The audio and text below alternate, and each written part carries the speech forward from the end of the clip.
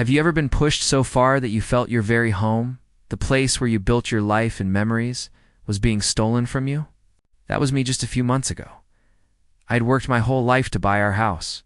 Every corner of it carried stories. The porch where I taught my son how to ride his bike. The kitchen where my wife and I laughed through late-night dinners. The yard where my grandkids ran barefoot under the summer sky. But then came the HOA. They weren't just about grass length or mailbox paint. No, they were power-hungry, greedy, and willing to break the law to get what they wanted. And one night, they went too far. Two men, dressed like police officers, came pounding on my door. Their voices were harsh, their threats clear. Pack up. Leave. You don't belong here anymore. My hands shook. My heart pounded. I was face to face with what I thought were lawmen, but something felt off. Then, my wife stepped forward, calm, unshaken, and holding a badge that would change everything. She wasn't just my wife. She wasn't just the woman who held my hand through every storm. She was an FBI agent. And that night, HOA learned they had picked the wrong family to intimidate. It all started with a letter slipped into our mailbox. No signature, just a threatening notice. You're in violation of HOA rules. Vacate within 30 days. I stood on the porch reading it over and over, confused. Violation? We had lived here for 12 years. We weren't even part of the HOA. Our home was grandfathered outside their jurisdiction. John, my wife, Claire said softly, don't let it get to you. It's just scare tactics. But it did get to me. At night, I couldn't sleep. I thought about losing the home I built, the place where memories of raising our children lived. And every day, more letters came, bigger words, stronger threats. Soon, they started knocking. HOA board members with smug smiles telling me, you'll be out soon enough. Don't make this harder than it has to be. I tried to reason. I showed them the paperwork, the deeds, the legal exemption. They just laughed. Then came the night. It was raining. My wife was reading in the living room when a loud bang, bang, bang rattled the front door. Police. Open up. I froze. Claire looked at me with wide eyes. Two men stood outside in uniforms, badges glinting in the porch light. But their voices, their stance. Something was wrong. Sir, you're under order to vacate immediately, one barked. If you don't comply, we'll remove you by force. My knees weakened. These men weren't here to talk. They were here to scare us into leaving. Claire stepped closer to me, her voice steady. John, don't say a word. She pulled out her phone, pretending to dial. I'll call the precinct to verify, she said calmly. One of the men snapped, no calls. This is official business. Pack up now. That was the first crack in their disguise. Real police never forbid verification. Claire walked to the drawer by the hallway and pulled out a black leather case.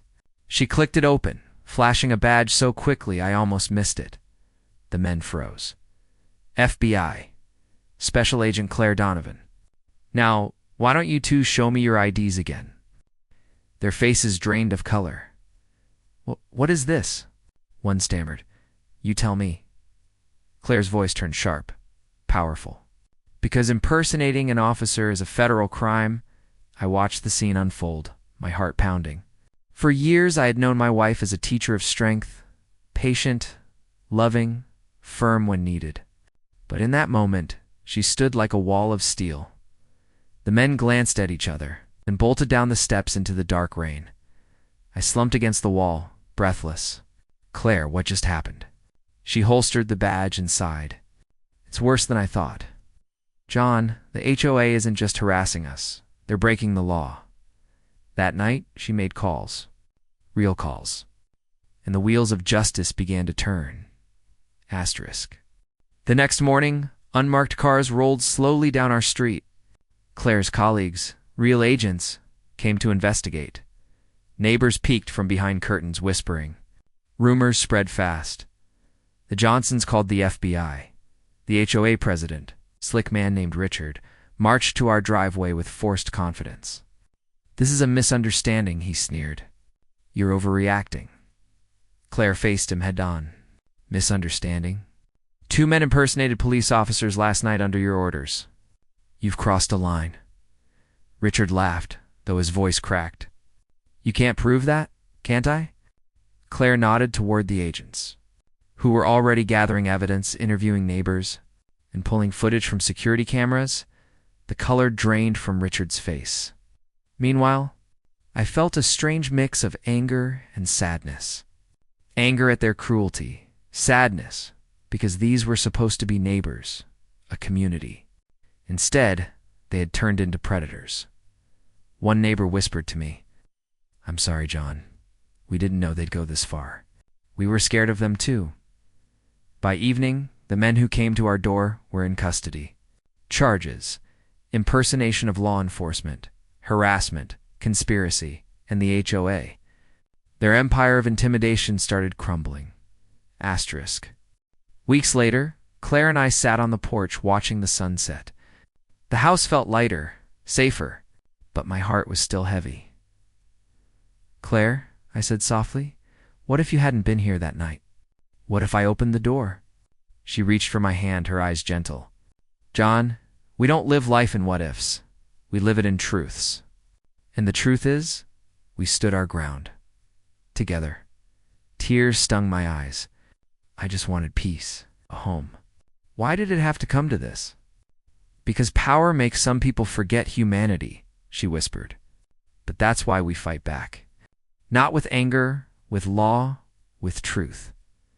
The HOA collapsed after the investigation. Richard resigned, facing charges of fraud and extortion. Neighbors who once stayed silent began standing up for themselves. And me. I learned something I'll never forget. A home isn't just walls and a roof. It's courage, love, and the people who stand beside you when the storms come. That night. As I held Claire's hand, I realized the lesson wasn't about fighting HOAs or fake cops. It was about resilience, about knowing that even when fear knocks on your door, love and truth will always answer louder. So to anyone listening, don't let anyone bully you out of your place in this world. Your home, your dignity, your peace, they matter. And if you've ever faced something like this, I'd love to hear your story. Share it in the comments, because together we remind each other we are never truly alone. Asterisk, this story is just the beginning. There is so much more ahead. Subscribe to the channel to join me on this journey. Asterisk.